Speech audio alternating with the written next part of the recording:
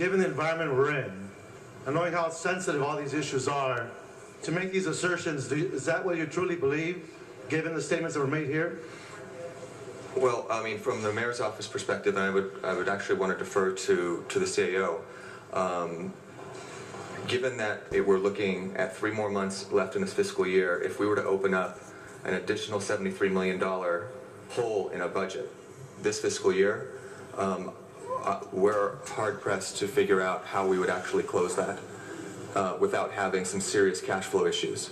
And in the briefing you had before you there, what we do is we outline the steps. We don't say that, you know, that it's not a cause and effect, but if we fail to get the additional $73 million, it will set us off on a financial tailspin that could lead to some significant solvency issues. But I got to defer to the CAO. It says here, council rejection of DOTP's board action would be the most immediate and direct route to bankruptcy the city could pursue. We shouldn't be even using those terms. Well, that term should not even be in this document, because we are trying to build up credibility, we're trying to build up confidence, and this type of verbiage does not do that. Well, but Mr. Reyes, we have a responsibility to lay out the actual consequences. Okay, so let me ask the CAO, is this something that would actually happen given that assertion? I apologize for not being here because I wanted to speak directly to the mayor after reading that comment. And he expressed that under no circumstance would he ever support bankruptcy for the city of Los Angeles. And let me be clear, the city of Los Angeles is not going bankrupt. It has been clear by this body and by the mayor that bankruptcy is not an option under any circumstance.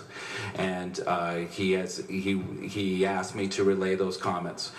Having said that, I think what Mr. Szabo is articulating is that if we do not receive the anticipated transfer, we are going to face an additional burden in this fiscal year. And I'm not going to get into whether or not we'll get it. I think ultimately that's a decision DWP has to make. But this year's budget assumes that $73 million. And so that even in light of the deficit that certainly all of you are well informed of, if we were not to receive that transfer, we would have to move quickly to figure out what services we would need to focus on, sit down with the controller and determine when will the city literally run out of cash. And so that does not equal bankruptcy. Bankruptcy is an action that you do when you have no other options. The city will continue to have options, very difficult options before us. And so that point of clarification needs to be made.